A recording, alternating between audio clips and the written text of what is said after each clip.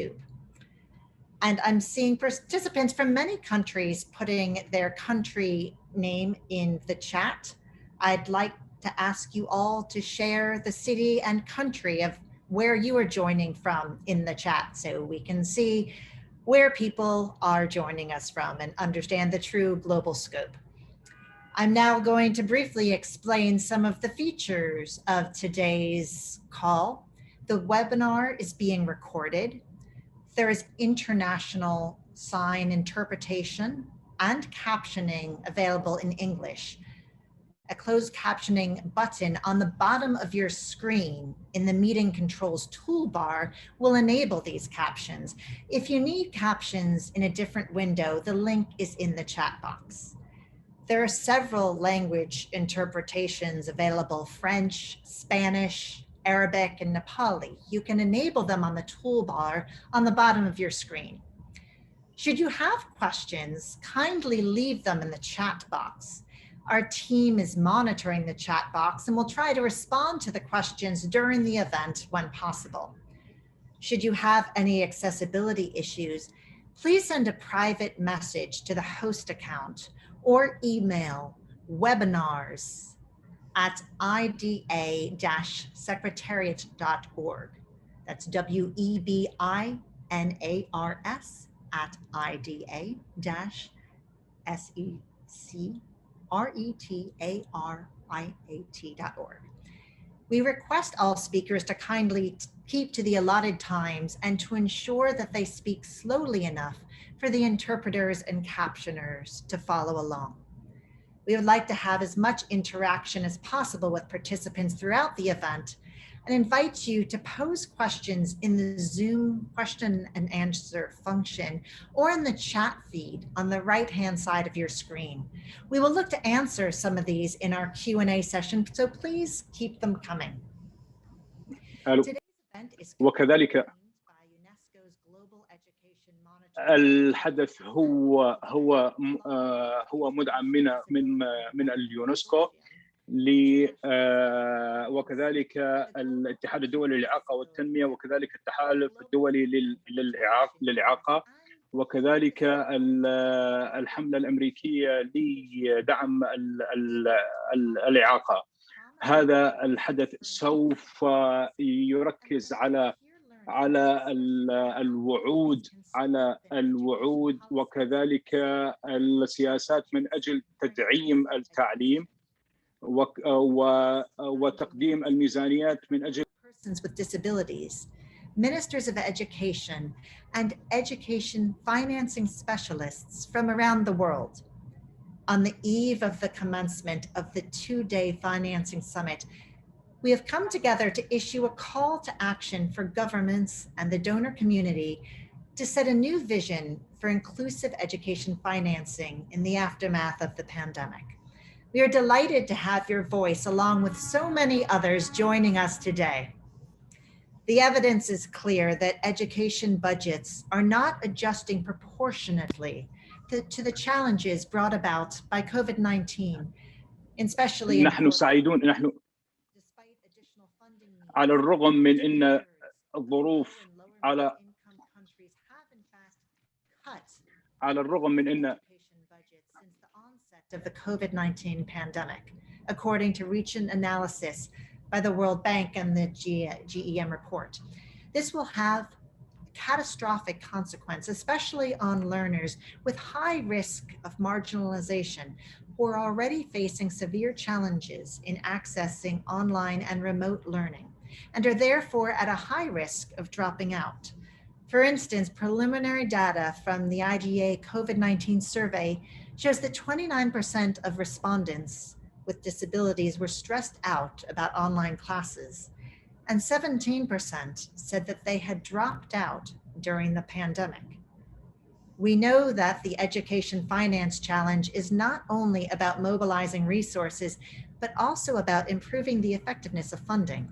If countries are to achieve the goal of inclusive and equitable education by 2030, they need to spend their budgets, however large or small, in ways that actively pursue inclusion and equity objectives and foster fully inclusive systems where learners with disabilities are supported. We hope today's discussions will highlight financing policies and practices from around the globe that support access to inclusive education without discrimination and on the basis of equal opportunity. Let's first hear from Jaime Saavedra, Global Director, Education Global Practice of the World Bank. Jaime will examine why this is a critical moment where countries need to recover the learning losses the pandemic is generating, invest in inclusive education, and use this window of opportunity to build more effective, equitable, and resilient systems in the wake of the COVID-19 pandemic. Jaime, we'd love to hear from you. Thank you very much, Jill, for these introductory words. My name is Jaime Saavedra. I'm Global Director for Education at the World Bank, and I'm really happy to see so many people to join this critical event to discuss inclusive education financing, and to be joined by so many committed partners that you, Jill, have just mentioned. Let me start sharing a little bit of context regarding the global learning crisis. We know that the school is one critical element to equalize opportunities. It's probably the most powerful tool that we have to equalize opportunities. But unfortunately, even before the pandemic, in most countries of the world, the school was not yet the equalizing force that allowed everyone to have an equal chance in life. Unfortunately, even before the pandemic, our research showed that 53% of 10-year-olds could not read and understand a simple text. That's what we called learning poverty. And that more than half of children, many of whom are in school, were not able to read and understand a simple text. That's really a learning crisis already. Moreover, 263 million children are out of school, which is the ultimate exclusion from the education system. And many marginalized children face barriers to learning even when they are in school. With the pandemic, the well-being and learning of all students, right, is now negatively, and I would say dramatically negatively impacted.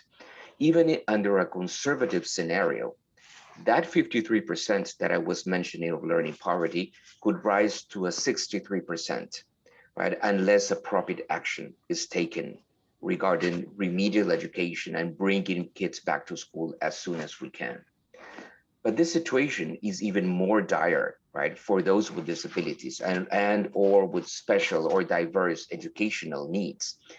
We're seeing a disproportionate impact on the poor and vulnerable, including refugees, migrants, and learners with disability. The 2020 GEM report estimates that 40% of disadvantaged learners in low and lower middle income countries have not received any support, zero support, during the COVID-19 crisis.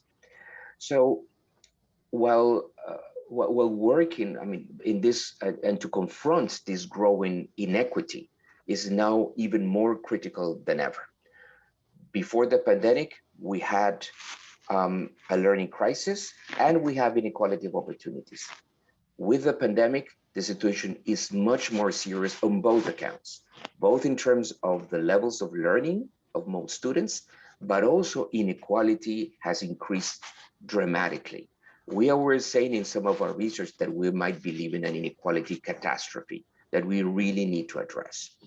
So while working with governments on the COVID-19 responses, it is critical to consider inclusion, right, to minimize learning losses, right, and build the foundations of a more equitable, and as you were saying, Jill, an equitable and resilient system. Now, COVID-19 has reminded us of a few things. One is that regarding how to address some of these inequalities. First is that we should design for those who are the most vulnerable. If a project or an education system works for the most vulnerable, most likely it will work for everyone.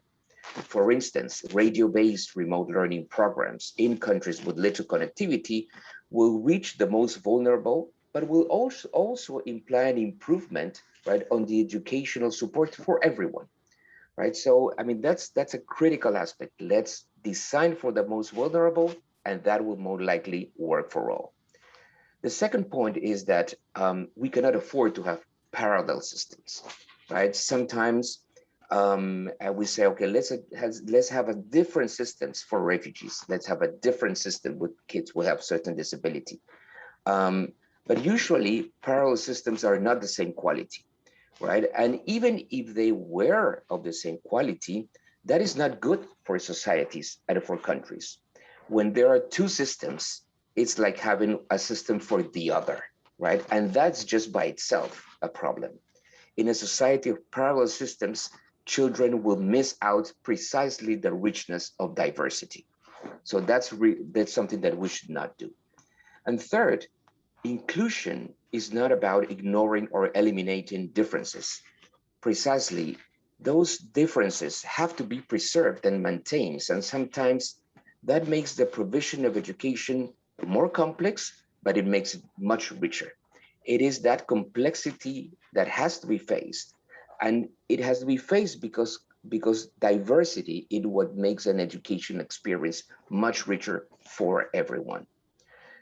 And lastly, we need to internalize that nothing is easy, nor for free. The process of developing an inclusive education system is complicated. It requires a whole of government and multi-sectoral approach. And ministers of education sometimes need to lead the steps towards sustainable education change, but they have to do it working together with the different sectors. This cannot be done in a vacuum, but in collaboration with all the stakeholders. And when I say that the process is not free, is that it requires additional investments for everyone, for all countries. When we say that we want to give the same opportunities to everyone, that doesn't imply that we will be able to spend the same on everyone. Providing a decent education for some children might be more expensive than providing it for others. The same opportunities might imply a different service and sometimes a more expensive service, right? But that's what we need to do, right? That is the social contract, right? That we need to have in societies such that no children is denied from the right opportunity, even if that is more expensive. That this COVID-19 crisis is posing huge financing challenges to all countries. We're in a moment not only of a health crisis, we're in a job crisis. There is a there are fiscal constraints in many countries, but despite that, we need to recognize that education is the critical element in order to give children the possibility of building a future. So we'll need to continue working with countries to increase education financing and to finance the inclusion of all children. In the case of education financing, to solve the challenges of children with disability, we also need to be very flexible. Sometimes we need to finance the inclusion of those children into mainstream schools. In other cases, we need to find a more targeted approach and to finance some special services, but that flexibility is critical. At the World Bank, as part of our education approach, we have included one element that we called, or one pillar that we called safe and inclusive schools. And we are including it not as an add-on, but as an integral cross-cutting element of our strategy. Because if schools are not safe and if schools are not inclusive, then all the other investments that we do on the pedagogical tools, on textbooks, on investing in teachers, etc., will render irrelevant if the kid doesn't feel safe at school and if he or she does not feel included at school. We want our operations at the World Bank to solve many types of problems, from the relatively easy problems, like making sure that all kids that need glasses have them, right? But on the other hand, we need to make sure that parents never hide a child with disability, right? And we need to work on the acceptance by all children that differences are a source of richness. We need to go from the easy problems to the complex problems of building education systems with the right educational support, with the right infrastructure. And we know that systemic change It's not easy, doesn't happen overnight, but we need to change mindsets, right? And make sure that we invest in all the interventions that will allow all children, right, to receive the right opportunity. We need to use this historic opportunity of this gigantic crisis to reimagine and reconstruct education systems that are inclusive and give us the right opportunity to all. This is not easy, but nobody said that public policy was easy. Public policy is complicated, and we need to give all children the right service and the right support that they deserve and they need in order to build a future on their own. Thank you very much, Jill, and look forward a great discussion. Thank you very, very much for that. We appreciate that message that inclusive education is by far the most impactful, cost-effective, and proven way forward. Let's now hear from Manos Antoninis, Director, Global Education Monitoring Report. Manos will take us through the key findings and recommendations from the GEM team's recent analysis of equitable financing policies from 80 countries around the world, and what lessons are to be drawn for designing better equitable policies in the future. Over to you, Manos. Thank you, Jill. And allow me to share a few slides because, as Jaime was saying, inclusion is a complicated subject, and sometimes some visual reminders may help us retain some of the information that we need to actually share with the rest of the community. Indeed, we had the opportunity in the last Global Education Monitoring Report to focus on the theme of inclusion. And what a big celebration it is really if we think at the last summit of the Global Partnership for Education, the theme of inclusion was not featuring with the same strength as it is actually featuring in this summit. And that's really a credit to the efforts that this community has put. In 2015, where all countries signed up to SDG 4 and its commitment to equitable and inclusive education by 2030. But it is fair to say that not all countries were fully aware of what that commitment entailed. And that was the objective that we set ourselves to elaborate and to some extent educate the international community of how we are to interpret education. And it's not a message that came out of ourselves.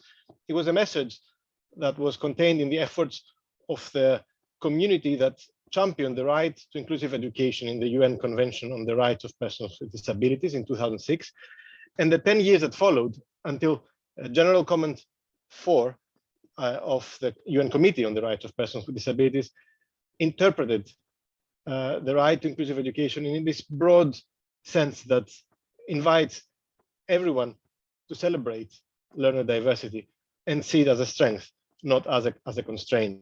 So the first key message, and I'm going to take you quickly through the recommendations we had on inclusion and their relation with financing per se. The first recommendation is what actually Jaime already mentioned, which is how important it is to widen the understanding of inclusion and avoid the creation of parallel systems, because the same obstacles that deter children with disabilities from enjoying the right to education also deter in more or less through similar mechanisms, also other marginalized groups. But the second and key financing related recommendation of the report was to be very careful in how we design our financing mechanisms so that they target those that are left behind without creating labels. We need to plan in advance and consider all this range of services that we need to provide and make sure that they are available in every local government and ultimately in every school if we are to fulfill our commitment to mainstreaming. And that's the third recommendation to a large extent is a management challenge. Many education systems have actually targeted resources and isolated them in specific areas in special units, and therefore it was not physically possible to make mainstreaming available to all children who needed it. So it's a matter of sharing expertise and resources, and that's the big steep learning curve that many education systems have to go through. The fourth recommendation is about consultation, because we need people to participate, because we have to overcome a lot of resistance to this policy of mainstreaming and inclusion, and we need to win people over, and that's only possible through discussion. That is an investment that will save resources in the future. The fifth recommendation is about cooperation between different government departments, and that's a key area for improving the efficiency of our spending, because these services need to be complementary, and they will only be complementary if the different education, the public department, education, health, social protection, exchange information on those populations in need. We also need, because the resources are constrained in the government, the support of non-government actors. But there we need to be very careful in how we contract the services of non-state actors, so that they actually are really supporting and providing efficient resources to government services and not increasing the cost. The seventh recommendation is about universal design. And universal design, we know very well from a lot of studies, is cheaper than any other attempt to retrofit and change the original design that was not meant to serve the rights and the services for all children. And it's not just about infrastructure, it's also about the learning environment, it's also about the curriculum and the learning materials. The eighth and perhaps costliest recommendation is related to preparing all teachers to teach all students. And that means also providing the support teachers need. Teaching assistants are an innovation that is only gradually entering, and yet it is so important. It needs to be designed properly and needs to be resourced. The ninth recommendation is about the need to collect data with attention and respect, and that also includes financial data. In the preparation to this report, we really struggled to find good examples, well-documented examples of how governments were spending on inclusive education. Finally, and that's what we're doing here today, we need to learn from peers, because nobody holds the answer to these very, very difficult but very important questions. In a nutshell, the GEM report is offering a range of resources for all of you who want to communicate these messages. We have, of course, the full report and its summary in multiple languages, but we also have policy papers. One of them featuring here and mentioned in your introduction, Jill, is the policy paper on unlocking financing for equity in education, where we show that only 1 in 5 countries actually have shown themselves to be truly committed to financing that addresses problems of inequality in education in a consistent and really sizable way. And this information came from our new resource, the peer country profiles. We have now 2 sets of profiles for 160 countries on inclusion and for 80 countries on financing that challenges equity in education, that you're welcome to consult and to contribute to their improvement.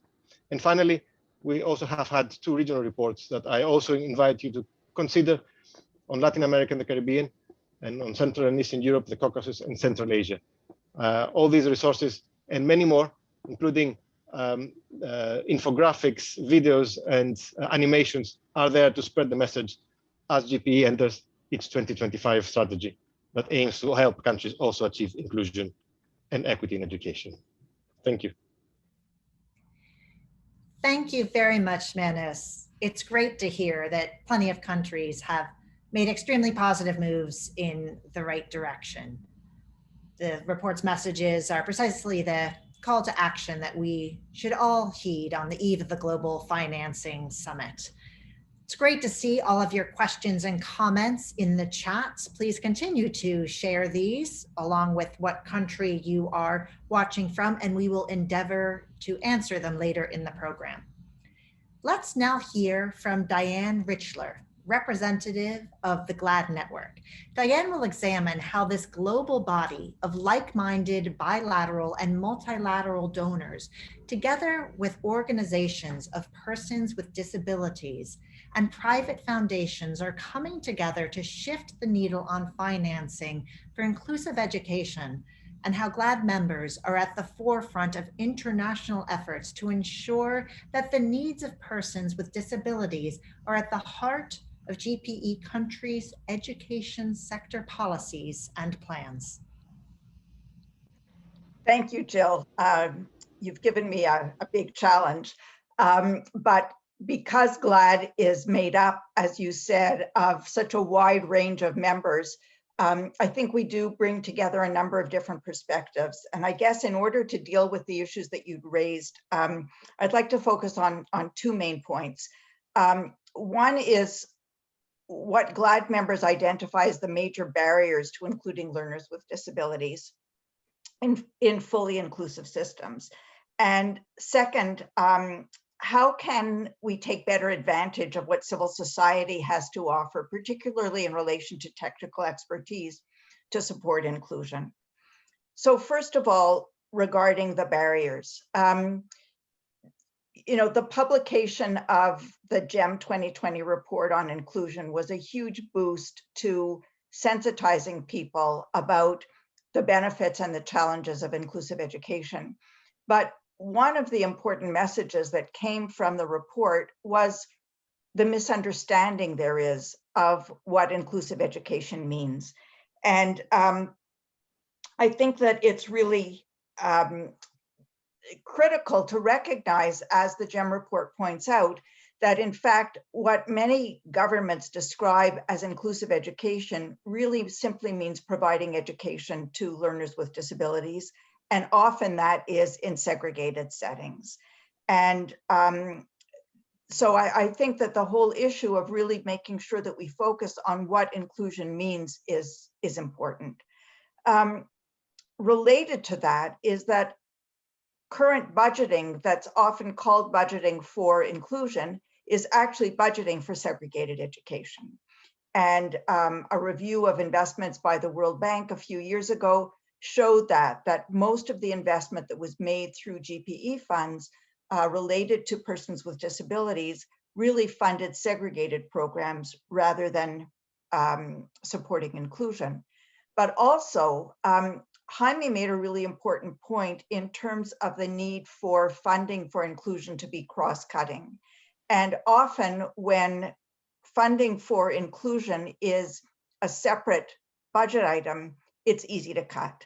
And we've seen that during COVID, that often the programs that were seen as frills because they were in addition to the regular education financing were targets for cuts. And so people who with disabilities who had been marginalized before became even further marginalized. Another point that Jaime made that I think is really critical is the need for an approach to planning across all ministries that are relevant to the inclusion of learners with disabilities, which, you know, often for learners with disabilities include social services, health, those ministries that support women and children, and finance. And I think too often advocacy is directed towards ministers of education when really we need to be targeting the ministers of finance and the ministers of planning, who ultimately decide whether the supports are going to be in place. Another issue is that if including learners with disabilities is not part of education sector plans, then it becomes very difficult to lever resources for inclusion. And so the process by which education sector plans are developed really need to take those who represent persons with disabilities and organizations of persons with disabilities and their families into account. Those organizations need support in order to be able to participate meaningfully. And it's only when inclusion is a part of the education sector plan, then it then becomes possible in the ensuing years to be able to make the investments. I want to just take a minute to talk about civil society expertise. And unfortunately, I think the tradition in many low-income countries has been for international NGOs to come in to fill a gap when learners with disabilities were not receiving any education, and to create a parallel system, to create special schools for learners with specific disabilities. So often you would have international NGOs or religious institutions starting a program for learners who are blind, or starting a program for learners who are deaf, or starting a program for learners with intellectual disabilities. And that's created two problems. I mean, first of all, it's kept those learners out of the mainstream, but it's also let governments off the hook.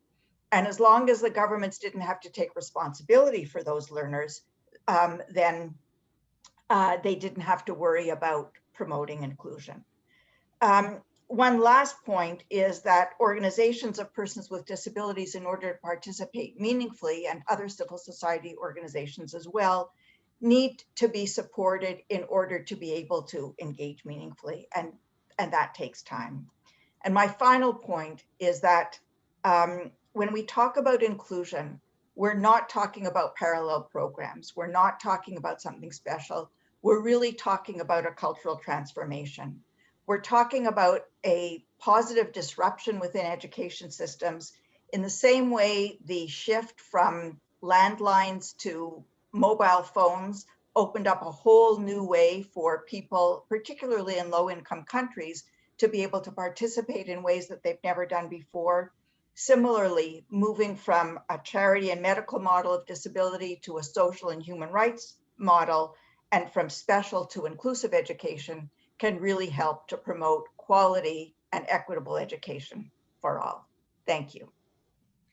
Thank you, Diane. It's great to hear how GLAD's Inclusive Education Initiative is supporting the donor community to put policies into action and prioritize efforts to embed equity and inclusion as a core criterion in education funding across all portfolios, with partner governments and with implementing partners. We are now joined by 3 ministers of education and 2 young disability advocates to hear reflections on new initiatives and ongoing efforts to accelerate progress towards inclusive education around the globe. If time permits, after our first round of questions, we would like to open the discussion up to the audience. So please post your questions for any of the speakers in the chat. Please don't forget to add your name, location, and organization. So first, I'd like to ask Shiva Shrestha, President of the Association of Persons with Intellectual Disabilities in Nepal. What does inclusive education mean to you?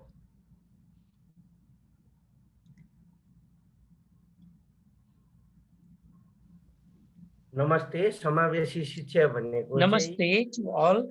Well, inclusive education for me is that education where people with and without disability can and should be able to enjoy the equal opportunity to access the education. Hello. And that is, I understand as an inclusive education. For example, people like me who have an intellectual disability, or people without any disability, those people should be able to enroll in one school and should be able to learn from one institution without any discrimination. Inclusive education to me is that education where people with and without disability are treated equally and provided the necessary facilities. It is, when we talk about inclusive education, it should not be limited to the people with intellectual disability, but people with other type of disability and diversity should be recognized and respected, and the appropriate adjustment should be made so that people with all diversity can enjoy that. شكرا لمشاركة هذه الأفكار. أريد أن أسأل ديفيد مونينا السنجر،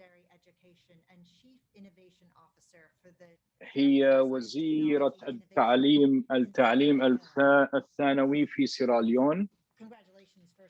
شكرا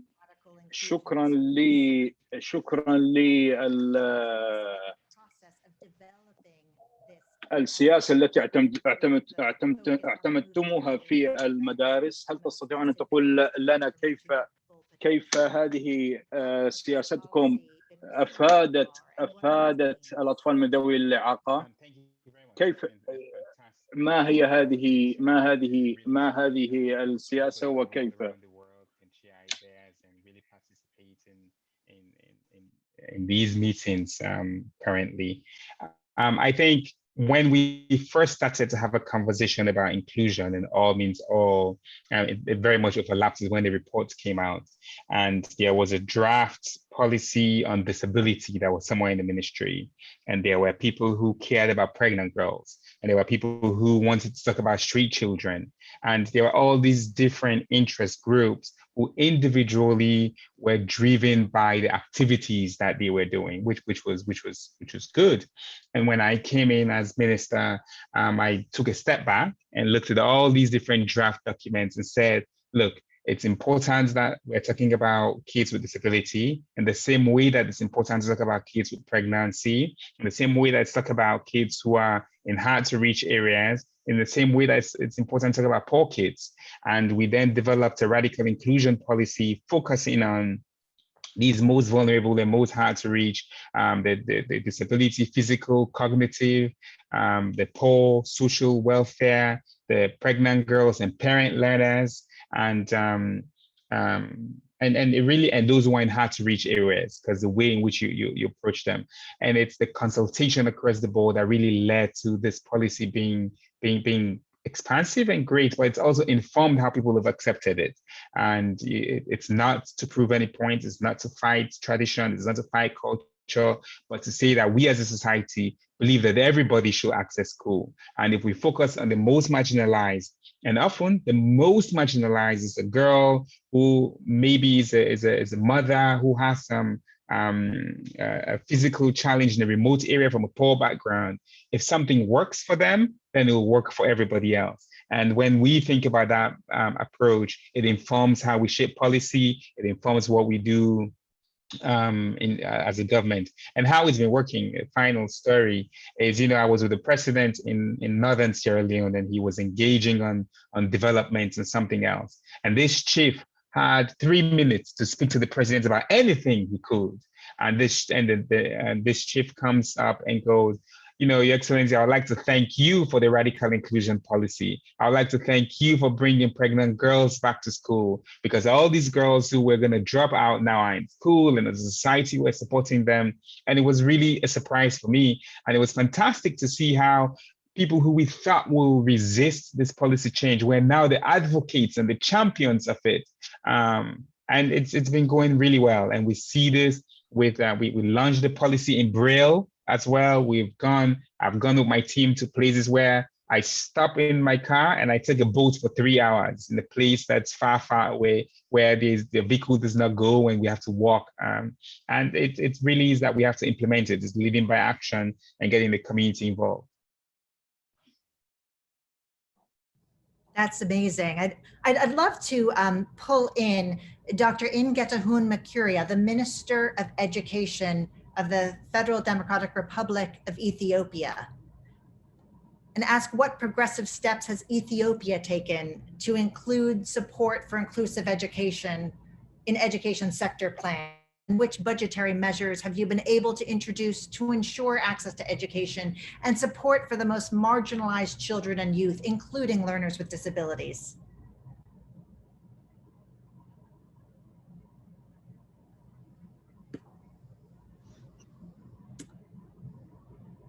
All right, I think we might have a connectivity issue. So let me ask of the Deputy Minister of Education of the Republic of Ghana, John Nitim Forjor.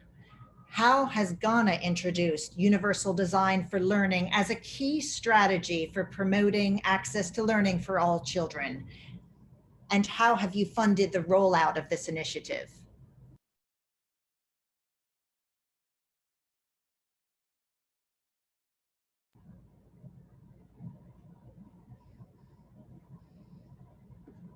Is that John and Tim Forjor, if you would like to tell us about Ghana's universal design for learning?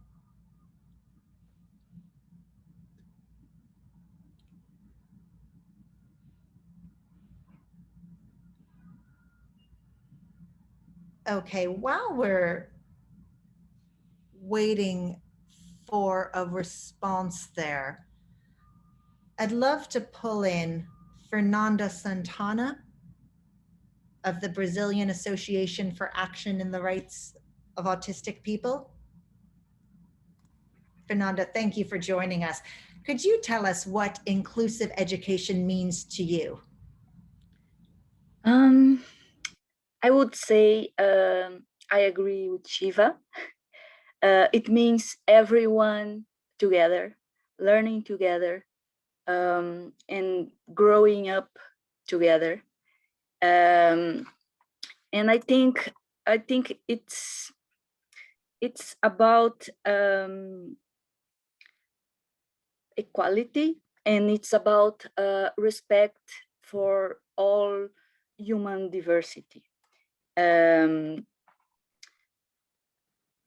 think it's also about a profound change in your how to say that, in your society, in the structure of our society, because what happens is we have a lot of adults who never ever studied with children with disabilities when they were children.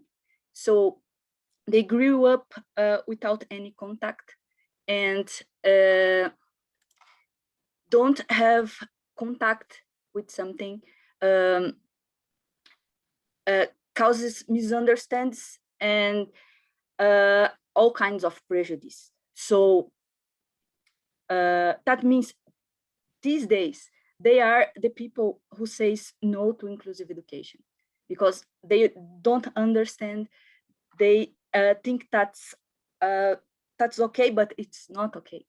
And then the people who are children now, people without disabilities who are children now, if they grow up in the same way, we will see this cycle repeating itself again and again and again. So inclusive education is a way to break that cycle and to do different.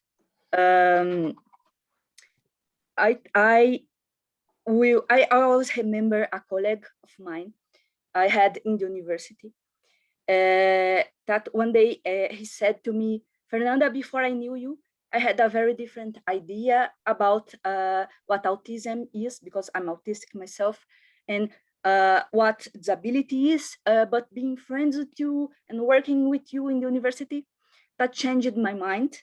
And one day, if I have the opportunity, I will be happy to work with other people with disabilities because I had the opportunity to understand it better.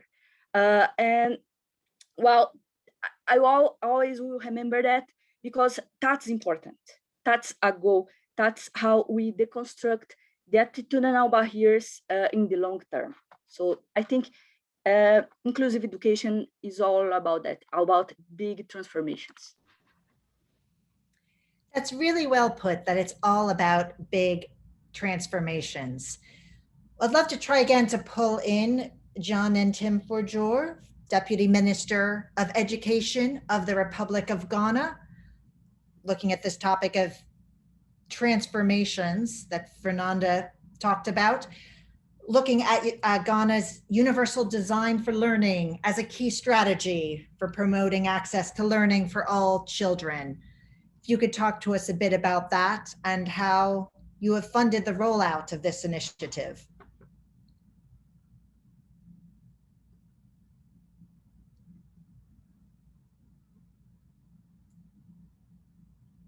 All right, we will hopefully hear from Ghana shortly, but in the meantime, I would love to bring it back to Shiva Shrestha, who has been waiting there patiently.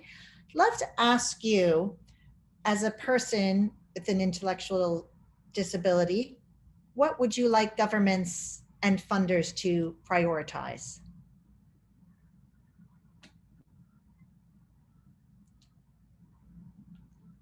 Well, in my opinion and experience of working as a self-advocate, mostly for the people with intellectual disabilities, most important thing is inclusive education without any additional cost to the parents or the individual themselves. The donors and the governments has nowadays prioritized these issues. As a result, this discourse has been very much implemented and the various good policies are now in place. But then the proper budget allocation, the investment is the key thing to translate those beautiful policies into the reality, like a healthcare, better education, educational institutions, and the support system providers, parents, school administration, governments, all should focus on better investment for the inclusion of people with and without disabilities. Mostly the government and donor agencies and the funders should keep the people with intellectual disability in the priority so that the budget can be allocated. And the key idea that the government and donors should always put at front is the people with intellectual disability have a rights and they deserve learning. They have an ability to learn in an inclusive environment without any discrimination, but with support system that they deserve. And the governments also should create enabling environment to ensure the equitable opportunity, and that will reflect the inclusion in the school system as well as in the community. The school administration and the government, Ministry of Education, and the donors should develop the universal design, the physical infrastructures, curriculums, support systems should be accessible so that people with and without disability can or should be able to enjoy the equal opportunity. And those systems should be well embedded in the school and the community so that people with and without disability have equal opportunity. And whatever necessary adjustments should be made, that should be put in the priority. Thank you. People from all over the world and keep your questions coming in. I'd like to now go back to David Monina Senge, Minister of Basic and Senior Secondary Education and Chief Innovation Officer for the Directorate of Science, Technology, and Innovation in Sierra Leone. So you told us about the national policy on radical inclusion in schools. And in this new policy, there's a strong focus on IE teacher training, partnerships between special education and mainstream schools to move towards inclusion in line with the recommendations in the GEM report. Could you tell us more about the budgeting strategy for the implementation of this policy? Yes, I mean, I think one is you have to measure it, first of all, right, with the strategy. One of the things we've seen in Sierra Leone is we have added 5 times more kids with disabilities in classrooms over the last 6 years. And it's just that now we can measure it. And one of the ways that we're putting in the strategy is through the Teacher Service Commission. The Teaching Service Commission is the commission that recruits and manages teachers. So for teacher training, before I came, there was an ongoing training with regards to working with teachers to develop frameworks and classroom modules on this. It is a part of our training manuals and portfolio. And when we then recruit teachers, when we in the pre-service training, we are making sure that inclusion is a critical part. And I think in the different workshops that we hold, we provide resources for that as well for teachers who are already in service, and how do we bring them up to speed with this knowledge. So it will take time, but it's the commitment that we have to invest in teacher training. And this investment also sounds like it's heavily reliant on collaboration. What other departments are involved in this rollout? Yes, you're absolutely right. For us, it's the Ministry of Social Welfare. The Minister of Social Welfare is a great colleague. Actually, one of the people who I just nominated to the president, and the president appointed her to lead, to be on the Teaching Service Commission, was leading the Autism Foundation and has a lot of knowledge in that. So we work a lot with the schools themselves, the special needs schools. We work a lot with organizations. I have an engagement with the Albino Society and Foundation. It's to get the government, so social welfare, gender and children's, but also to get the foundations and the NGOs. And we work very closely with implementation partners like Humanity Inclusion, formerly Handicap International, or Site Savers, and really making sure that their strategy and their framework plan international fits in with where we are as we focus on inclusion. So you're absolutely right that it's not just governments, but it's governments and those institutions who can help us with training and with the private foundations and the INGOs. Great. Well, thank you for sharing that. Love to hear from Dr. Ingetahun Makuria from Ethiopia, Minister of Education. If about the resource centers that are part of this catalyst for change and this movement towards inclusive education. Could you tell us how that works?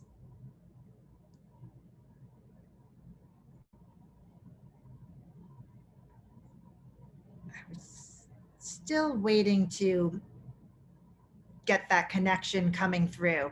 So could I then pass it to Fernanda? Thank you, Fernanda Santana, for hanging in there with the Brazilian Association for Action in the Rights of Autistic People.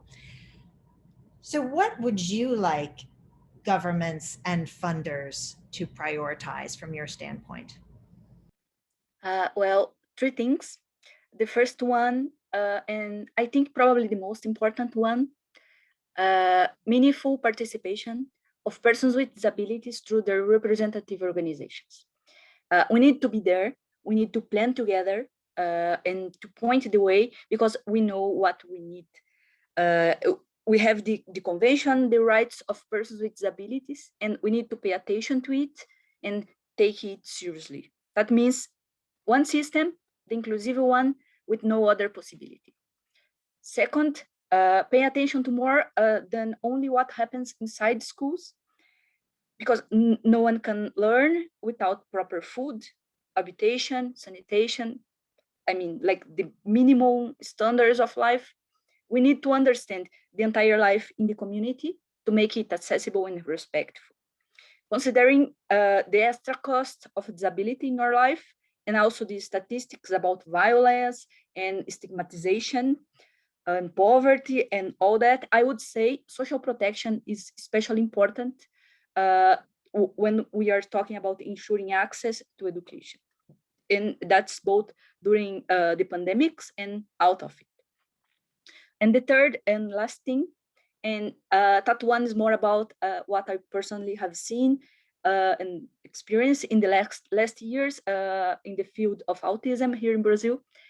Sometimes people think that not having access to one right can justify not accessing another. But it's not okay to put, for instance, habilitation and rehabilitation as a requirement to access education. I have seen children that does not talk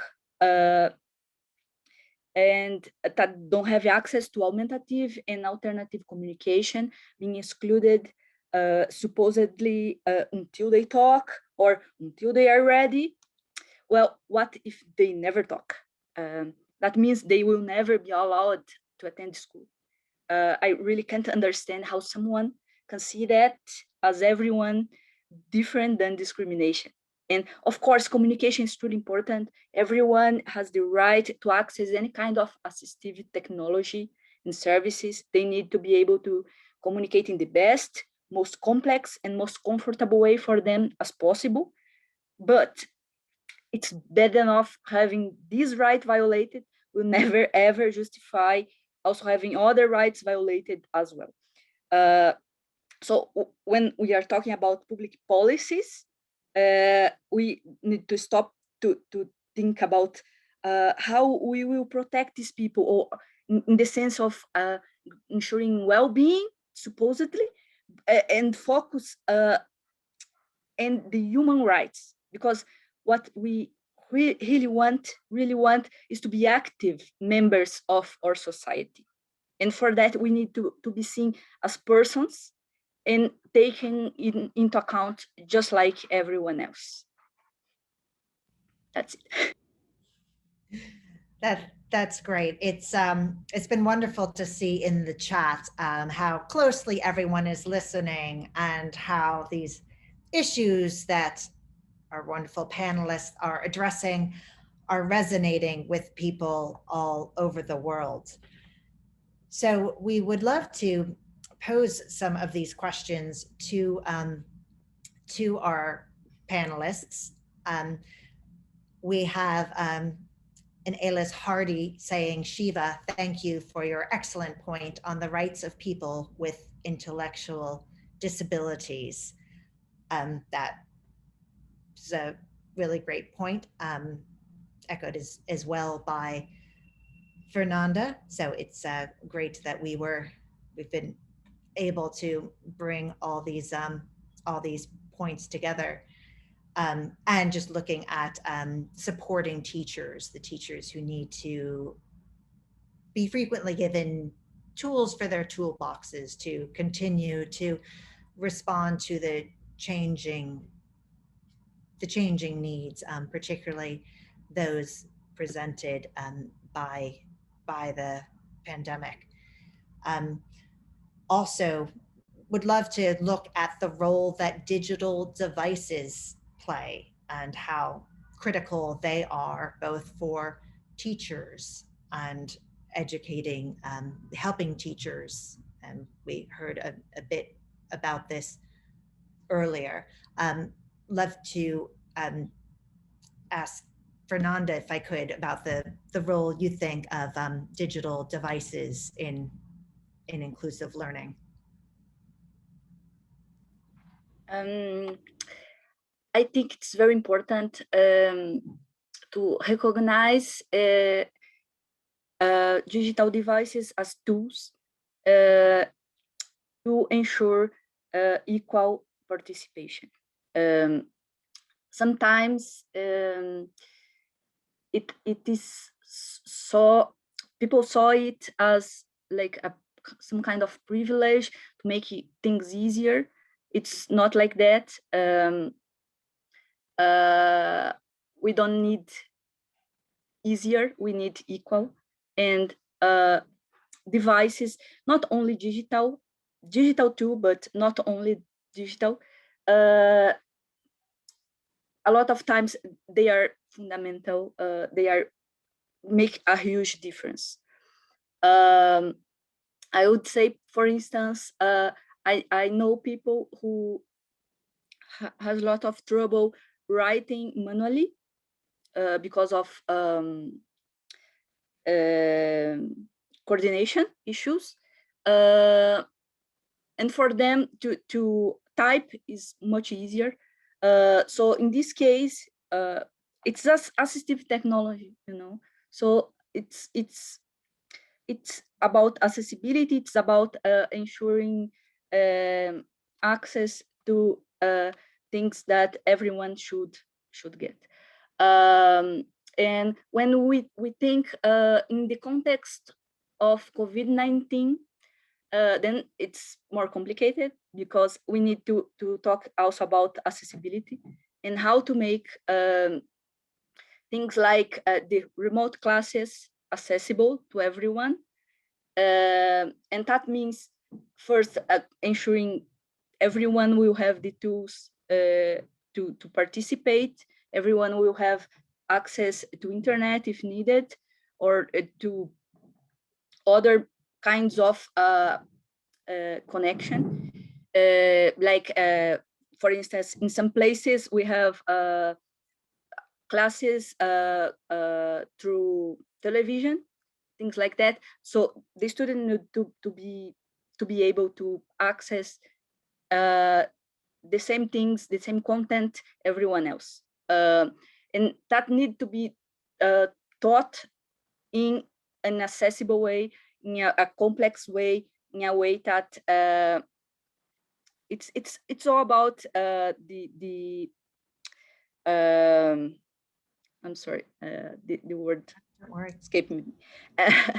It's all about making an inclusive design since the beginning.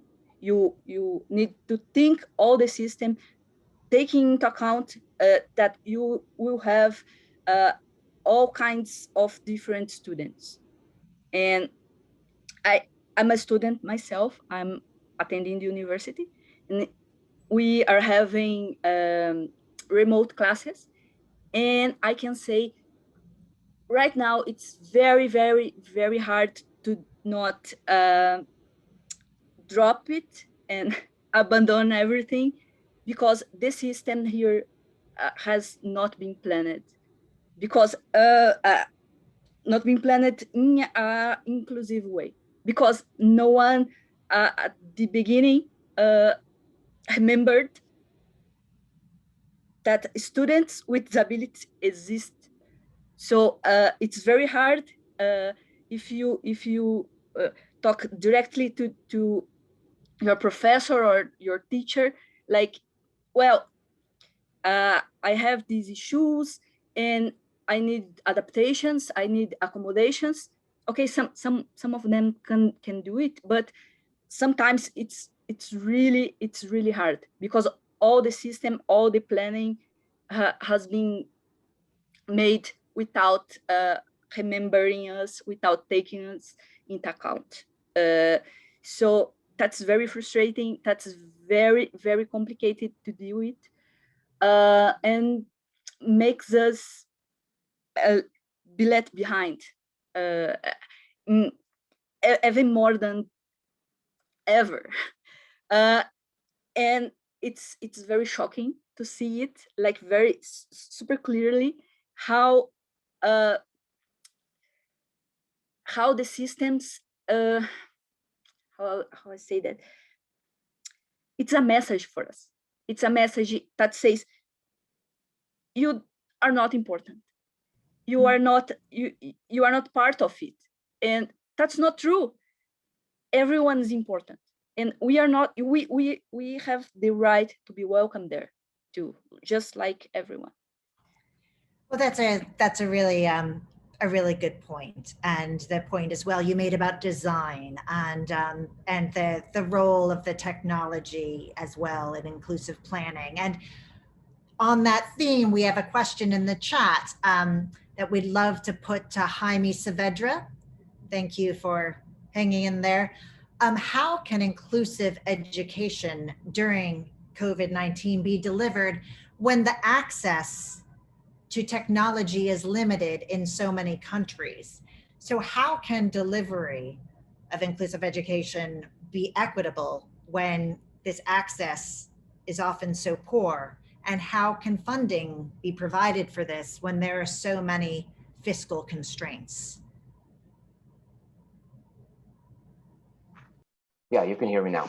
So thank you very much for the question. Actually, one of our main worries is precisely inequality, right? It's not only that, I mean, so many children have been out of school, out of presential classes for many, many months. In South Asia and in Latin America, we're talking about more than 200 days out of school. And that takes a hit to everyone, but it's a disproportionate hit to those children who at school, I mean, were receiving some services that were specific for them. And to add to this is that we had before the crisis a digital divide. Unfortunately, that digital divide which has increased and actually made those inequalities much larger. Because I mean, for some kids, the access to technology has allowed to have some connection to their parents, to their teachers, and to their peers. But for the majority of children, both in middle income and low income countries, the access to school has been almost, I mean, to a large extent, has been zero, right? So I mean, there has been those children in which they had connectivity, they have parents who were supportive at home, a space at home in order to work, books at home, and in the other extreme were children that didn't have any of these conditions. So the inequality has dramatically increased with this crisis, and hit even more children with different types of disability. There are some green shoots, right? In the fact that in some green shoots in the sense that in some systems, I mean, for instance, old TV was done in a way that, I mean, it had sign language, so it increased actually the number of hours that some kids will, with certain type of disability, will have access to. So that's a positive. That's a positive change. That's something that should continue after the after this pandemic.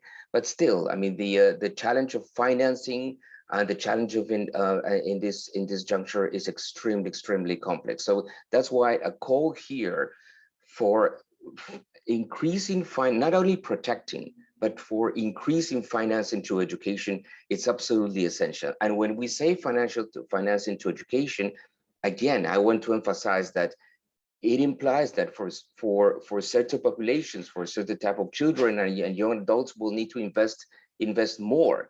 But why? Because systems today, right, have not been, as Fernando was saying, have not been planned and designed to bring everyone and to include everyone.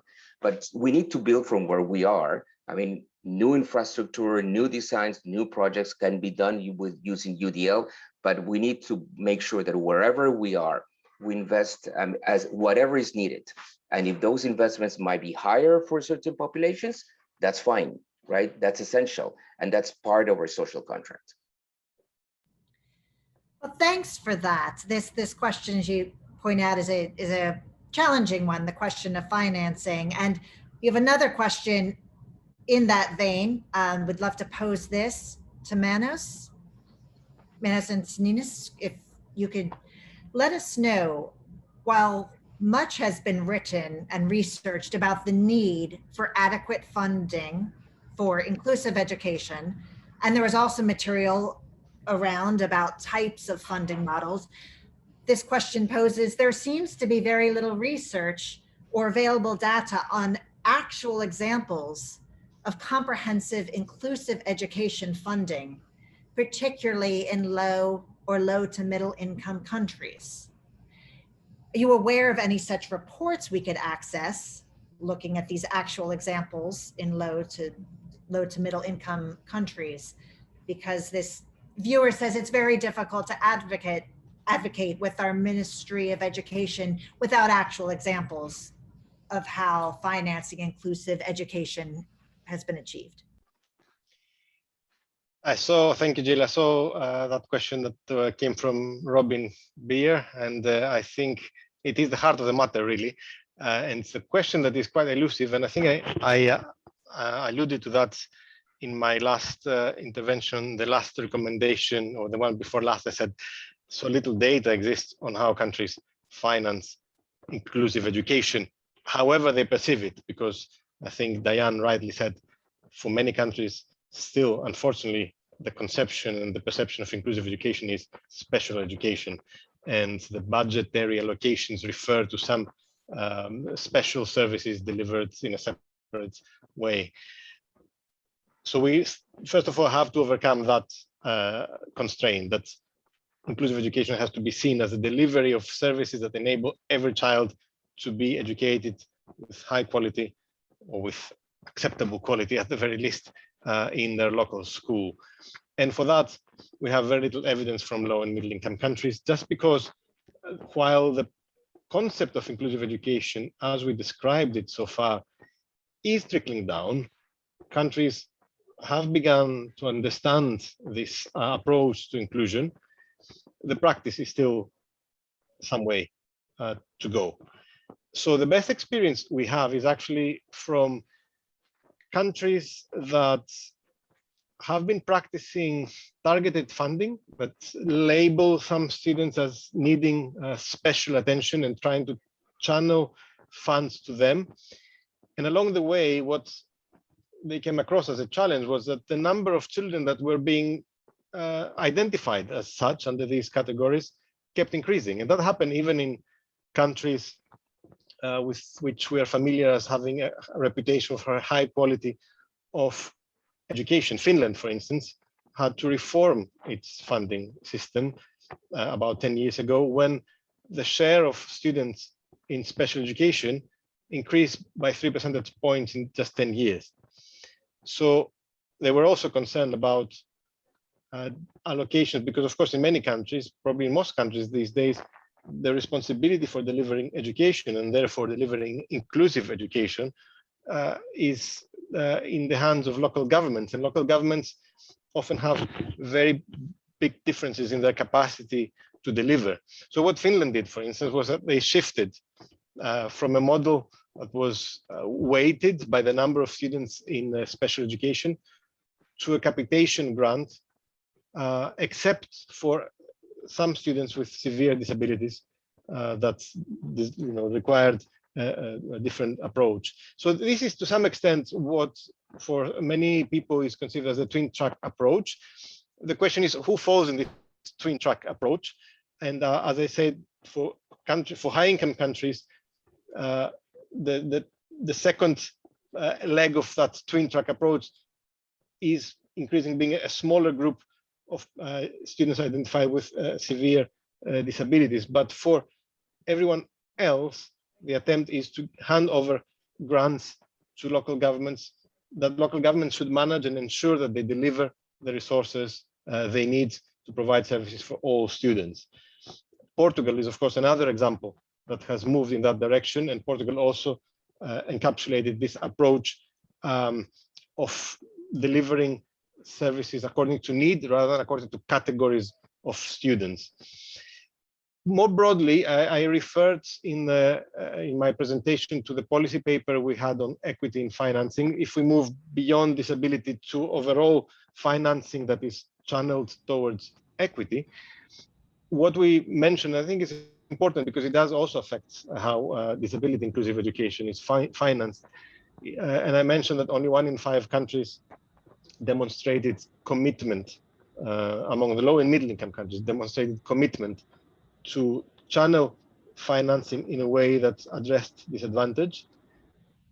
We looked at 4 different channels, and that's important to remember because education ministries often do not think in those broad terms. The first is how central governments allocate funds to local governments. And often they do not take into account the differences that these local governments, whether they are provinces or districts, have.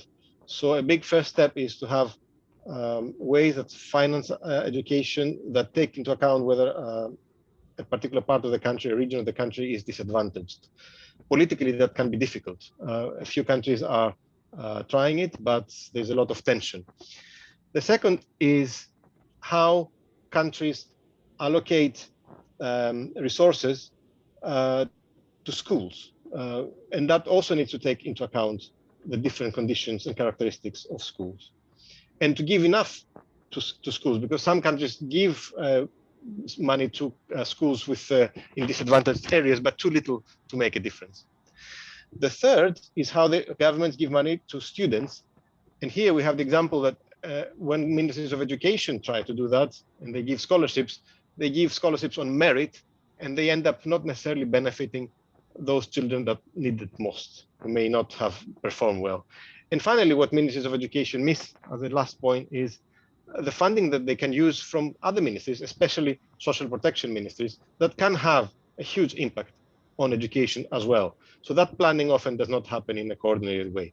So it's a very long and convoluted answer to Robin's very important question, but that is indeed a very difficult question to answer. And that's how we at least approached it in the 2020 GEM report. But as you point out, these are all very challenging and excellent questions, and financing, of course, keeps coming up. And I'd love to give the floor now to Ian Atfield, who is Country Education Advisor for the United Kingdom's Foreign, Commonwealth and Development Office. So Ian, what efforts are the FCDO taking to promote equitable education financing across its activities? Great, thanks, Jill, and a big thanks to all of the panelists from government, from institutions, and obviously, I think most importantly, from some of the organisations of people with disabilities. It's been really fascinating listening. And I would first off just say we really agree with what we've heard today about the way that the pandemic has exposed some of these global frailties and inequalities. I was really proud to be involved in the Global Disability Summit that happened 3 years ago to this week in London, and that really showcased the potential of inclusive education as a strategy that should be upscaled globally.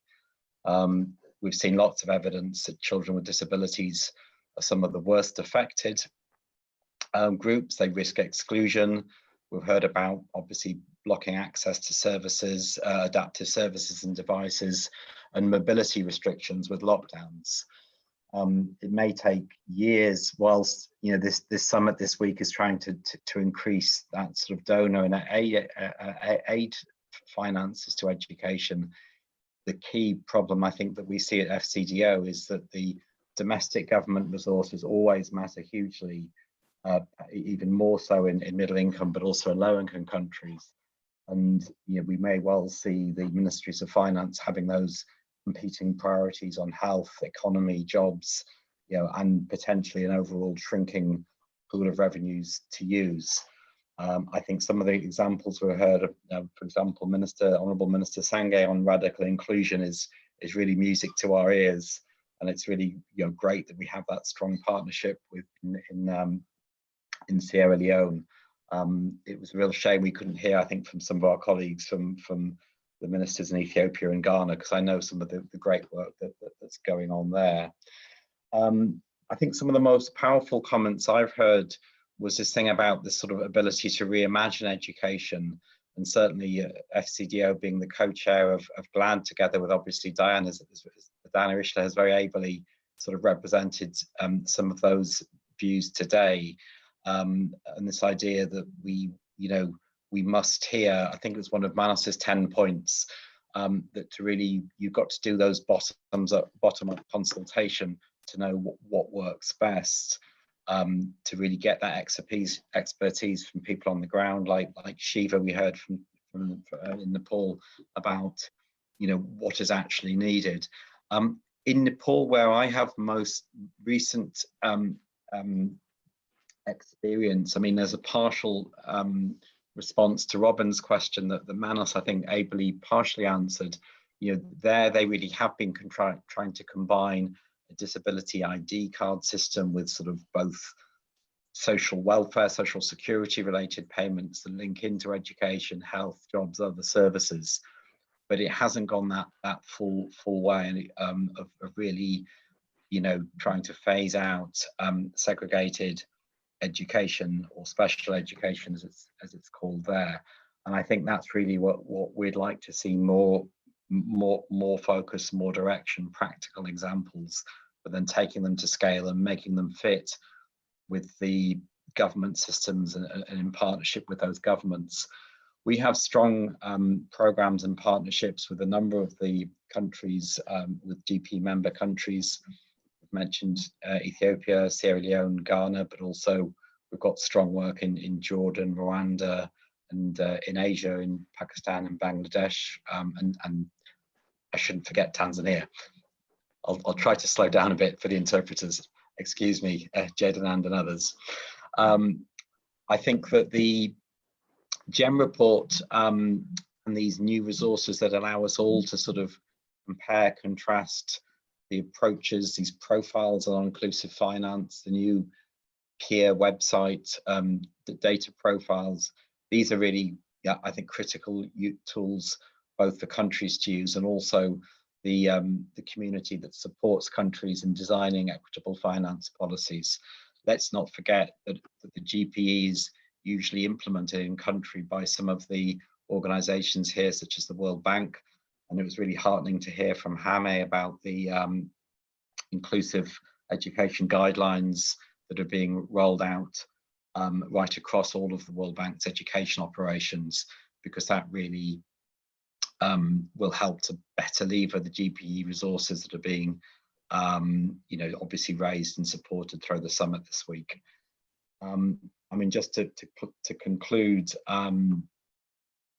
that you know, it's vitally important that those funds, whether they be donor or government spending commitments, are wisely and effectively used. It's not just about the size of your education budget, it's how you use those funds to reach the most marginalized and out of school children, whether they've been out never in school prior to COVID or just recently dropped out, and to reinforce those inclusion and universal access, you know, universally accessible design principles that many people have spoken about today. That's where the real long-lasting benefits come from. Thank you, and apologies if I overran, Jill. Thank you. Oh, don't worry. Well, thank you for tying it all together. And again, looking at this question of funding. And one other question that we got from the chat, we'd like to pose to Diane Richler. Do you sense that the Global Partnership for Education, Girls Education Accelerator is a potential case for separate funding for inclusion? And might it be in danger of being cut? Now, you mentioned this danger of cutting these items. You could tell us briefly if you think this might be in that danger. Thank you, Jill. It definitely is a special program, but I think that funding of girls' education is such a high priority for both donors and for governments that it is not so much at risk. I think the bigger issue, though, is that we need to recognize that all learners have multiple identities, and there are girls who have disabilities. And too often when programs put a focus on girls, the multiple identities of girls are forgotten. So I don't want to ignore the challenge of having more girls educated, but girls can have disabilities. Girls can come from ethnic minorities. Girls can be refugees. Girls can be displaced persons. And as long as there's a narrow focus, I think we really risk creating the kind of transformation that I talked about. I think that, you know, the minister from Sierra Leone really underlined that when he said that when he first became minister, he was bombarded by requests from all the different groups that wanted to be given priority in education. And he took a much more comprehensive approach looking at a fully inclusive system. And I think that that's why, as GLAD members, we've really argued for including learners with disabilities in a fully inclusive system. We're not arguing for education systems that just include learners with disabilities. We're saying inclusive systems need to be inclusive of all. That's the part of the twin track. And the other part of the twin track is making sure that we do pay attention to what may be particular needs for accommodations for learners who do have disabilities. I hope that answers the question. Great. Well, it sets us up very nicely to hand over now to Gerd Hanna-Fossen, and we'll summarize a lot of this. And I wanted to say thank you also to all of our speakers and our audience for these wonderful questions and all of these insights.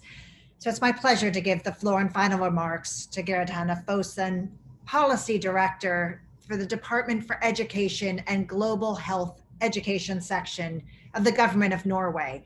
As co-chair of the GLAD network and a global leader on education and health, Norway stands firmly behind the principle of leaving no one behind. So we can't think of a better or more committed global education advocate to call for stronger donor funding and the efficient use of development assistance in education. Thank you again, Hannah. Thank you to Jill, and thank you to all of you. I'd like to thank all the distinguished panelists and our hosts for their input in this session. It's a little disheartening to be reminded of the stark inequities in education and how far away we still are from providing equal opportunities for everyone. And at the same time, it's been so encouraging to hear and learn from different actors about your efforts to strengthen inclusive education and your perspectives on what inclusion is all about. It shows to me also what is possible when there is a will to prioritize inclusion. I don't think I'll try to summarize what's been said, but let me just highlight a few areas. Since 2015, with the SDGs, with the Leave No One Behind principles, and also with SDG 10 on reducing inequalities within and among countries, there has been an increased focus on equity, but not until recently, I think, with the necessary urgency. During COVID-19, the inequalities in education have become more pronounced. The fact that millions of students receive no alternative education during school closures, the fact that millions more are not learning the basics, as Seme from the World Bank pointed out, or that many of the most disadvantaged will probably never return to school. All this has made the glaring inequities impossible to ignore. And I hope and think that this will give us this renewed motivation to do more to reduce inequities. And I think that the focus of this side event on financing is key. While there is no agreement on the exact percentage of a national budget that should go to education or the amount per student or however we should count it, there seems to be a shared understanding that if we really mean business about equitable, inclusive education, equity and inclusion must be planned for, budgeted for, and actually spent for. It will not happen by chance. Funding is limited and budget constraints are there probably to stay. And so being conscious about targeting will be necessary. I read with great interest the GEM policy paper number 44, I think it is, and also I've looked at the GEM report peer profiles that Manas mentioned, and the fact that they've shown that only 1 in 5 countries currently demonstrate a strong level of commitment to equity in education in their financing mechanisms.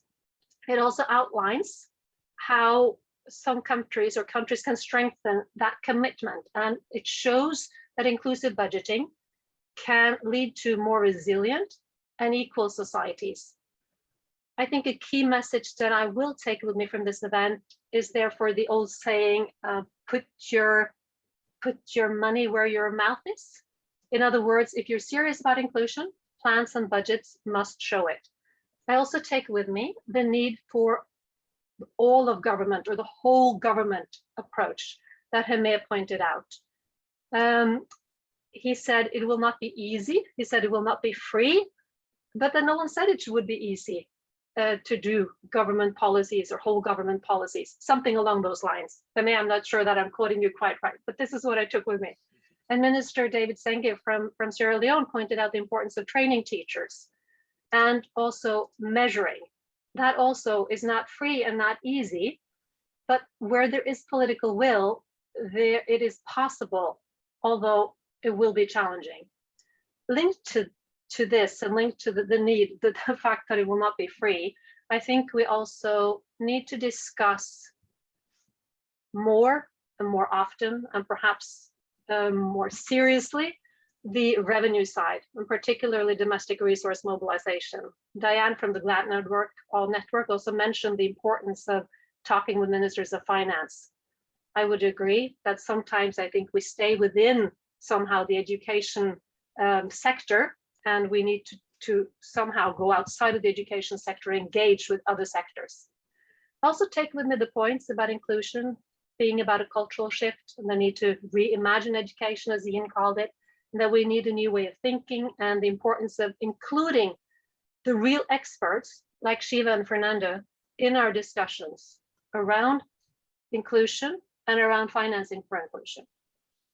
While particularly important for national governments, I think the messages we have heard today is for all of us.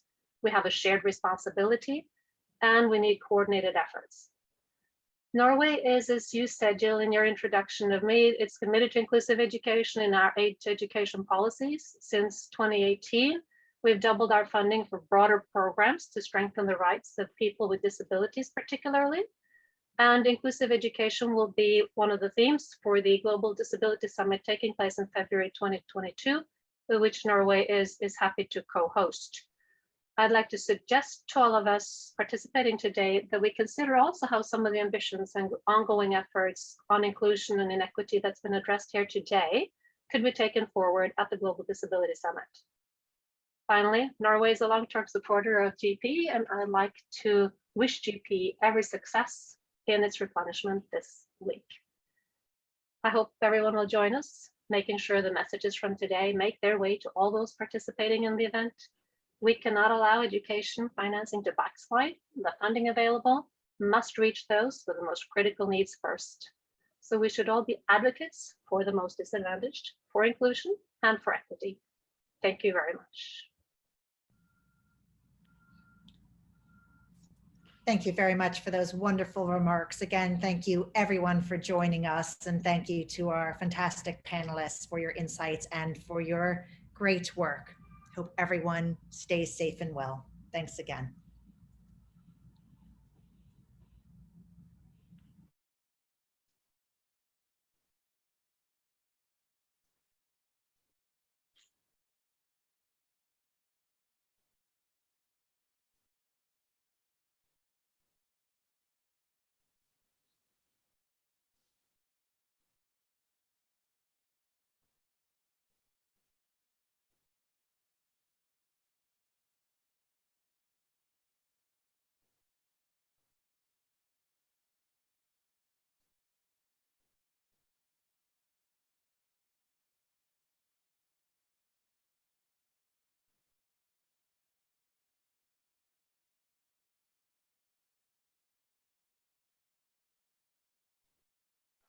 Thank you all. Have a lovely rest of the day.